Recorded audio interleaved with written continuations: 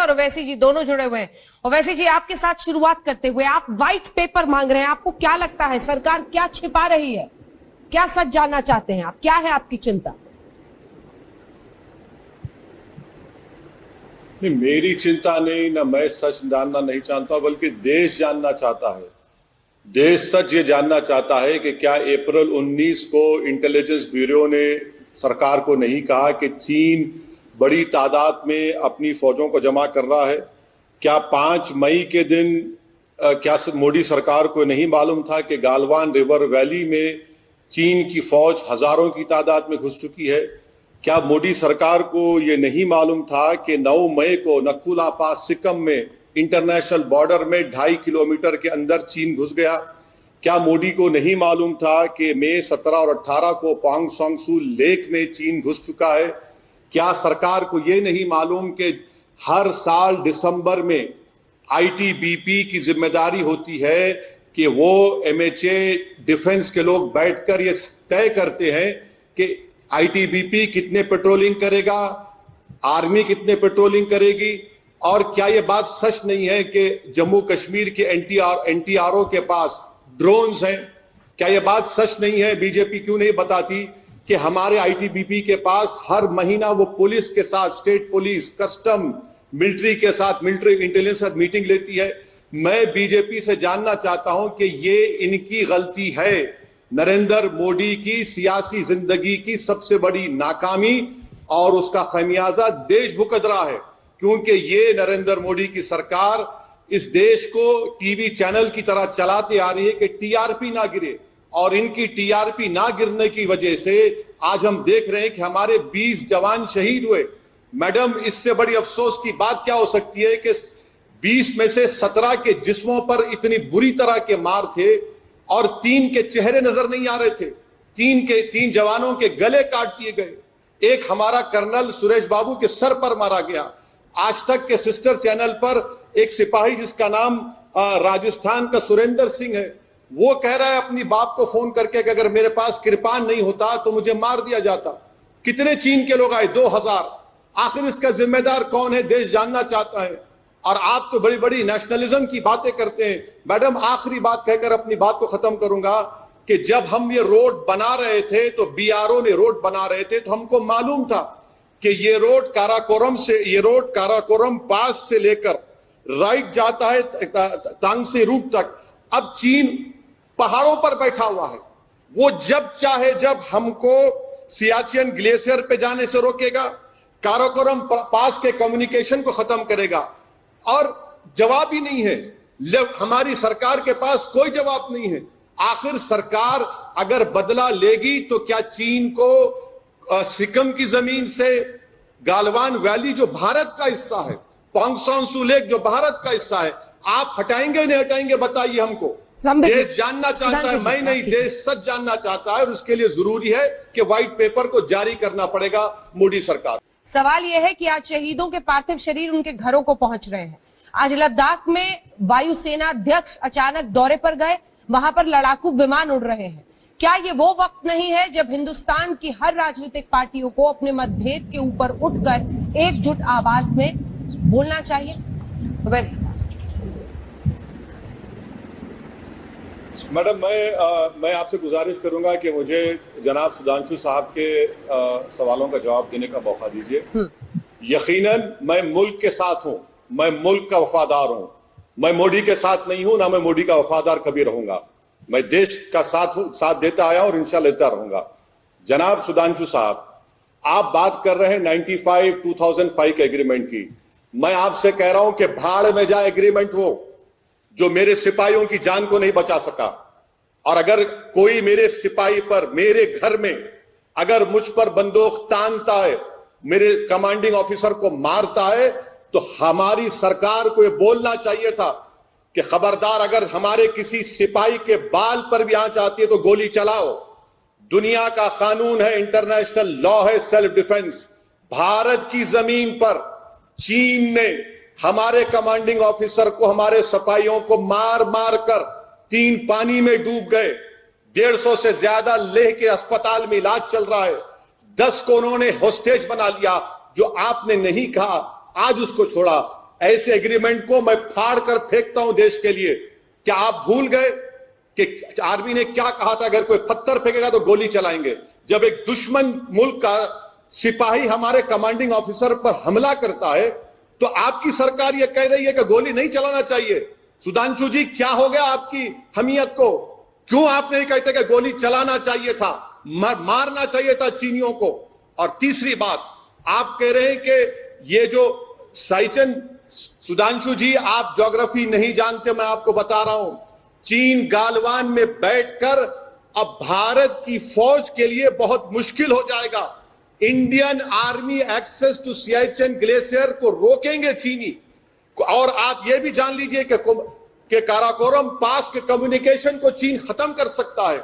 मेरे सवाल का जवाब दीजिए, मैं जो कुछ कह रहा हूं मुझे कोई इंटेलिजेंस नहीं, बल्कि मीडिया में वाइडली रिपोर्ट हुआ है कि अप्रैल में आईबी ने रिपोर्ट दी और फिर मई 5 को, मई 9 को, मई 17 को ये तमाम मीडिया ने रिपोर्ट किया। आप इंडिया टुडे के चैनल पर मैप देख लीजिए कि आज भी चीन बैठा हुआ है। क्या चीन, सुधांशु जी, भारत की जमीन पर नहीं बैठा हुआ है? और क्या आप देश को ये पैगाम देना चाह रहे हैं मोदी की तरफ से कि हमारे 20 मरे तो हमने उनको 20 को मारा? सुधांशु जी, एक हिंदुस्तानी की जान की कीमत सारे चीन की आबादी से बढ़कर है हमारे सिपाही की। क्या हो गया आज आप लोगों को? क्या सांप सूंघ लिया आप लोग? ठीक है, इसका जवाब सुधांशु जी देंगे। एक सेकंड सर, उससे पहले एक सवाल है वैसी जी मेरा आपसे। आप कह रहे हैं कि सेल्फ डिफेंस में तो उन्हें हथियार चलाना ही चाहिए था। क्या आप यकीन नहीं मान पा रहे कि हमने भी, हमारी सेना ने भी चीनी सैनिकों को मारा है? मारा होगा तो फिर तरीके अपनाए होंगे अपने। उन सब पर चर्चा और विस्तार तो नहीं कर सकते हम टीवी पर। आप ऐसा क्यों मान के बैठे हैं कि इन्होंने वापस वार नहीं किया, इन्होंने चीनियों को नहीं मारा? मैं उस वक्त मानूंगा जब नरेंद्र मोदी देश के सामने आकर कहेंगे कि हमारे 20 सिपाही जो मारे गए, जिसमें कमांडिंग ऑफिसर था, जैसा कि अभी सुधांशु कह रहे, गवर्नमेंट ऑफ इंडिया को ऑफिशियली एक्नॉलेज करना पड़ेगा। पीएम ने तो कहा था सर, 40 को मारा। देखिए, पीएम ने तो कहा था कि मारते मारते मरे। मैडम मेरी एक, मारते मारते मरे तो मर गए ना, कितनों को मारा बताइए ना। उरी में हमारे 16 सिपाही मारे गए तो हमने सर्जिकल स्ट्राइक किया। पुलवामा में 40 मारे गए तो हमने बालाकोट किया। क्या नरेंद्र मोदी की सरकार इन 20 जवानों का बदला लेगी? नहीं लेगी। बदला लेने का बेहतरीन तरीका यह कि चीन आज 4.5 किलोमीटर अंदर भारत की जमीन पर कब्जा करके बैठा है। बहैसियत भारत के सिटीजन की मुझे तकलीफ हो रही है, मेरा सीना जल रहा है कि मेरे जवानों के गलों को काट दिया गया, चेहरों को मारा गया और इनकी पॉलिटिकल लीडरशिप की गैर जिम्मेदाराना हरकत है। मुल्क को चलाना नहीं आता, टीआरपी की शरह मुल्क को चला रहे हैं। मुझे इस बात का गम है। जवाब तो दीजिए ना कि एनटीआरओ के पास ड्रोन्स हैं। मैडम, हर साल दिसंबर में आईटीबीपी मीटिंग लेता है कि आईटीबीपी किस इलाके की पेट्रोलिंग करेगा। अरे मैडम, सुधांशु जी को बता दीजिए कि पूरे लद्दाख का हमारा लेफ्टिनेंट जनरल वो मीटिंग करता है एक चीन के मेजर जनरल के साथ। ये हमारे सिपाहियों की इज्जत है? बताइए आप कि पूरे लद्दाख का लेफ्टिनेंट जनरल एक मामूली मेजर जनरल से बात करता है।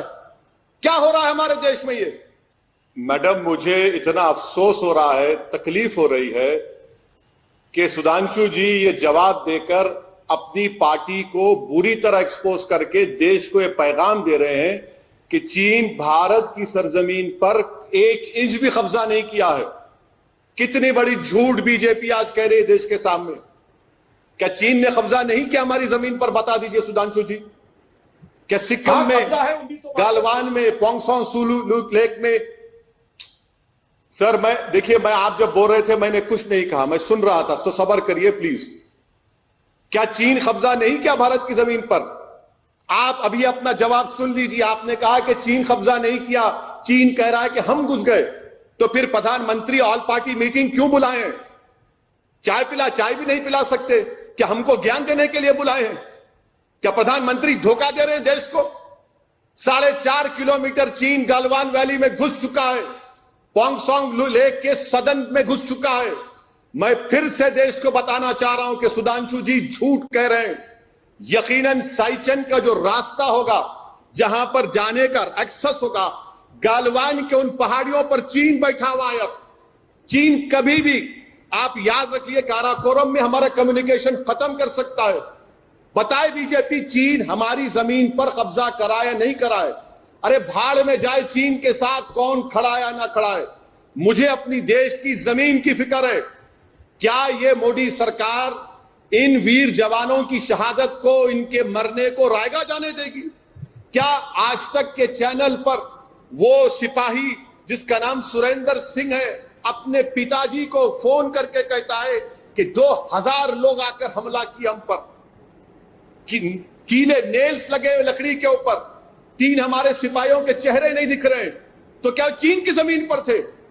आप उन लोगों को इस तरह का जवाब देकर आपने ना सिर्फ भारत की आवाम का बल्कि उन मरने वाले 20 जवानों की तौहीन की है। याद रखिए सुधांशु जी, नरेंद्र मोदी और आपकी सरकार देश की जमीन से बड़ी नहीं है। आप सरासर नाकाम साबित हुए हैं। और आप बार बार जो आईबी रिपोर्ट का जिक्र कर रहे सर, ये मीडिया में वाइडली रिपोर्टेड है, बड़े बड़े विज्ञान कह रहे हैं। बल्कि सुधांशु जी लिख लीजिए, क्या फिंगर 4 और फिंगर 8 पर हम पेट्रोलिंग कर सकते हैं? आज नहीं कर सकते हम। फिंगर 4 फिंगर 8 हमारा इलाका है। क्या डीपैक के सैटेलाइट्स नहीं बता रहे? आज भी हिंदू अखबार में सैटेलाइट का इमेज आया कि गालवा पोंगसोंगसू लेक पर चीन डैम बना रहा है, और आप यहां पर बैठकर इस तरह से बोल रहे हैं आपकी पार्टी की तरफ से। सुधांशु जी, ये आप नहीं कह रहे हैं, ये आपकी जबान नहीं, आपकी जबान जरूर है, मगर आप अपनी सरकार की इस गलत पॉलिसी को, जो देश को धोखा दे रहे हैं, हमारे सिपाही मारे गए और हमारी जमीन को हिफाजत नहीं कर सके, आप हमारे देश के तमाम लोगों पर धूल झोंक रहे हैं। अफसोस हो रहा है मुझे। बताइए, आप डिफेंस मिनिस्टर के करीबी साथी हैं कि हर साल दिसंबर में डिफेंस मिनिस्टर एमएचए आईटीबीपी बैठकर साल भर की पेट्रोलिंग नहीं तय करता? क्या हमारे एनटीआरओ के पास ड्रोन्स नहीं है, सैटेलाइट के इमेजेस हैं? किस तरह आपकी सरकार ने हमारे लद्दाख के एक लेफ्टिनेंट जनरल हरिंदर सिंह को एक मेजर जनरल के साथ बैठने को दिया? याद रखिए, चीन से मुकाबला करना है तो 56 इंच का सीना नहीं, दिमाग होना पड़ेगा और एक धड़कता हुआ दिल होना पड़ेगा इस देश के लिए। आप कब तक इस मुल्क को टीआरपी रेटिंग की तरह चलाएंगे? ओवैसी साहब, आपकी पॉलिटिक्स को सूट करता है 2014 के बाद ही चीन ने क्या कुछ हथियाया, कहां दिक्कत हुई, ये सब जानकारी हासिल करना है, या 2014 के पहले भी की भी जानकारी आप हासिल करना चाहते हैं? हालांकि सुधांशु जी, आपका ये क्वेश्चन ही मतलब गिर जाता है जमीन पर। मोदी जी कैसे 2014 के पहले की जानकारी देंगे? मैडम, देश तो चलता रहेगा ना, गवर्नमेंट तो कंटिन्यूस फॉर्म में रहेगी। चलिए, आपकी सिफारिश पर मैं ये कह देता हूं कि नरेंद्र मोदी को कहना चाहिए कि 1962 से लेकर अब तक कितनी भारत की जमीन आज की तारीख तक, जिस दिन हमारे 20 सिपाही इस नाखिस और कमजोर हुकूमत की पॉलिसी की वजह से मारे गए, आप बता दीजिए देश को। चलिए, कितनी जमीन पर चीन कब्जा करके बैठा है? 2014 से 20 तक बता दीजिए, और उसके बाद भी बता दीजिए। कौन रोकता है आपको? सुधांशु जी, आप बार बार एग्रीमेंट की बात कर रहे हैं। सुधांशु जी, याद रखिए, वो एग्रीमेंट कॉन्स्टिट्यूशन का हिस्सा नहीं है।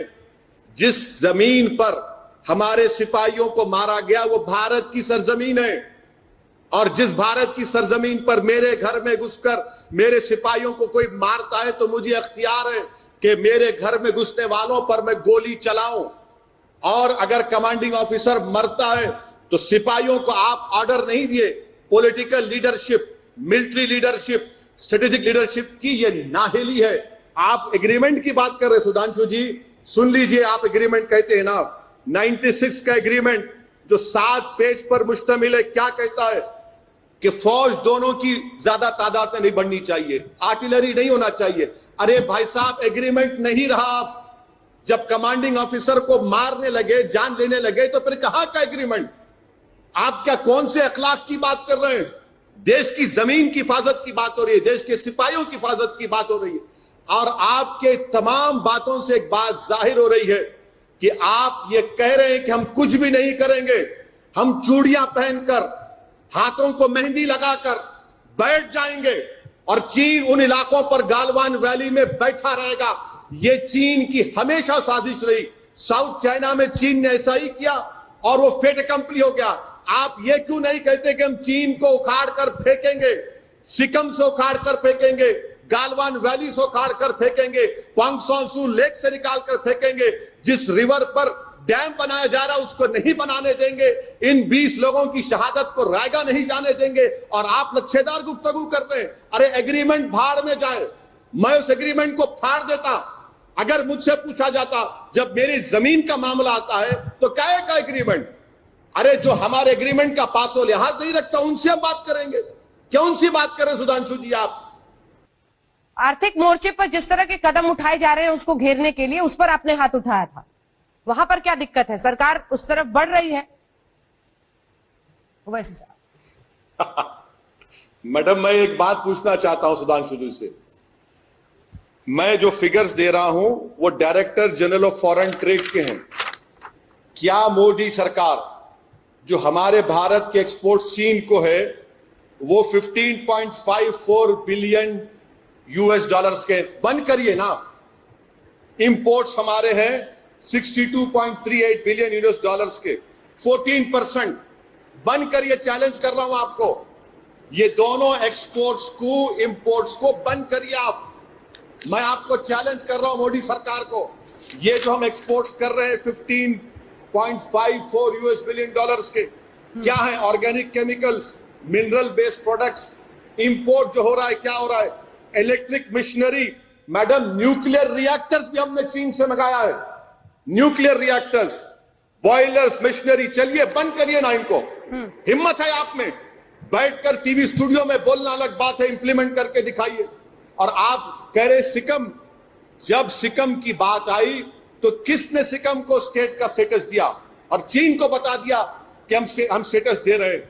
आज मैं आपसे एक फिर से सवाल कर रहा हूं सुधांशु जी, क्या सिक्किम के नकुला पास में इंटरनेशनल बॉर्डर से 2 किलोमीटर अंदर क्या चीन की फौज भारत की जमीन पर बैठी है? नहीं बैठी है। 9 मई को हुआ है। आप मेरे सवालात का जवाब नहीं दे रहे, इसलिए नहीं दे पा रहे क्योंकि आपकी सरकार डरती है चीन से मुकाबला करने के लिए। कहां गया आपका जज्बा कि जब उरी में 16 सिपाही मारे गए तो सर्जिकल स्ट्राइक हुआ, 40 पुलिस वाले मारे गए पुलवामा में तो बालाकोट हुआ। क्या मोदी सरकार हमारी जमीन को वापस लेगी? नहीं लेगी। क्या चीन को उसी तरह जवाब देगी? नहीं देगी। या फिर आपका ये जो देशभक्ति है ये सिर्फ दिखावे की है, मुझे कहना पड़ेगा। और अफसोस तो ये सुधांशु जी कि आज आपसे मुझे उम्मीद नहीं थी कि आप अपनी पार्टी की तर्जुमानी कर रहे हैं और कह रहे हैं कि चीन कब्जा ही नहीं किया। क्यों आरएसएस चुप है? सुधांशु जी कहां गए उनके उस देशभक्ति के नारे? आज सब रेडियो साइलेंस मेंटेन कर रहे हैं। अरे सुधांशु जी कब तक शेर शायरी करेंगे? आंखें दिखाइए, सीना दिखाइए, सेना को बोलिए अगर कोई जब गोली मारता है तो गोलियों की बौछार करो। ये शेर शायरी सरहद पर नहीं चलती सुधांशु जी, ये अमन के माहौल में अच्छा लगता है। रही बात कि आप कह रहे हैं कि इन्वेस्टमेंट कब से आया, ये आईपीएल का स्पॉन्सरशिप किसने दिया बताइए? आईपीएल क्रिकेट टीम का स्पॉन्सरशिप हमने दिया, आपकी सरकार थी ना। ये न्यूक्लियर रिएक्टर्स कौन खरीद रहा है? ये बॉयलर्स, ये इलेक्ट्रिकल मशीनरी कौन दिया कॉन्ट्रैक्ट बताइए सुधांशु जी? आप कैंसिल क्यों नहीं कर देते? चलिए पहली सरकार ने किया है। मैं आपसे कह रहा हूं सुधांशु जी, अगर आप अपने अल्फाज को अमल करना चाहते हैं, जामे उसको पहनाना चाहते हैं, तो इंपोर्ट्स हमारे 62.38 बिलियन यूएस डॉलर्स के, एक्सपोर्ट्स 15.54 बंद कर दीजिए। मैडम मैं आपसे भी कह रहा हूं, अगर ये सरकार ऐसा काम करती है तो मैं पहले आकर आज तक में सरकार को मुबारकबाद देगा। और जब ये होगा तो कई टीवी स्टूडियो में इक्विपमेंट ही नहीं रहेगा। सुधांशु जी आप जंग की बात करते हैं, मैडम मैं आपको जिम्मेदारी के साथ कह रहा हूं कि हमारे वॉर रिजर्व्स, अगर जंग होती है चीन के साथ तो सिर्फ 12 दिन के माउंटेन कॉर्प्स को आपने उसको शामिल नहीं किया आर्मी में। क्या बोलते 65,000 करोड़ लगेंगे? अगर माउंटेन कॉर्प्स आज होता है तो चीन का पीएलए हिम्मत नहीं कर सकता था। हमारे वॉर रिजर्व सिर्फ 12 दिन के, 6.5 साल से आप लोग क्या कर रहे हैं बताइए ना।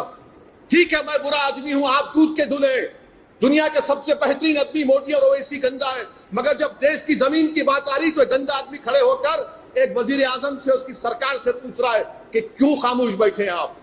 क्यों चीन का नाम आते कि आप खामोश हो जाते हैं? आप चीन को बुलाकर झूला झुलाए, क्या हुआ? कितने मर्तबा आप मिले? वुहान स्पिरिट, ममलापुरम स्पिरिट, कहां गया सब ये देश जानना चाहता है सुधांशु जी। ठीक है, सवाल यह है कि अभी तो मुझे लगा कि आपने उरी पर और पुलवामा पर सरकार की प्रशंसा की, क्या चाहते हैं आप? मतलब चीन के साथ बिल्कुल सेना को छूट दे दी जाए और आर पार की स्थिति हो? अरे मोदी ने कहा था ना, मैंने सेना को पूरी छूट दे दी। हाँ, क्या सेना को छूट दिए हैं आप? जो गोली नहीं चला पा रहे, सुधांशु जी कह रहे हैं गोली नहीं चला सकते। ये इसीलिए तो कह रहा हूं कि मोदी की सबसे बड़ी फेलियर है ये। और आप कंक्लूडिंग रिमार्क्स की बात कर रहे हैं, सुधांशु जी कह रहे हैं टेररिज्म। अरे देवेंद्र सिंह, वो पुलिस का डीएसपी जो हिजबुल मुजाहिदीन के टेररिस्ट को लेकर गाड़ी में दिल्ली को ला रहा था भारत के लोगों को मारने के लिए, आपकी सरकार चार्जशीट नहीं डालती है और उसको बेल हो जाती है। एक महिला जो हामिला है उसको बेल नहीं देते। ये आपका टेररिज्म के ताल्लुक से है। आप चीन के इंपोर्ट एक्सपोर्ट पे जवाब नहीं दे रहे। स्टैच्यू ऑफ यूनिटी में क्या चीन से मटेरियल लिया सुधांशु जी? छोटा सा एकदम बस 2 लाइन का जवाब सुधांशु जी, वक्त की बहुत कमी है। क्या करेंगे उसको? आप लगा के रखेंगे उसको? आपकी सरकार नाकाम साबित हुई है। देवेंद्र सिंह को बेल मिल गई है सर। आपके जवाबात से नजर आ रहा है कि आप चीन से समझौता कर चुके हैं। मोदी चीन से समझौता कर चुका है इस मामले में, गालवान से पंगसंग की जमीन पर।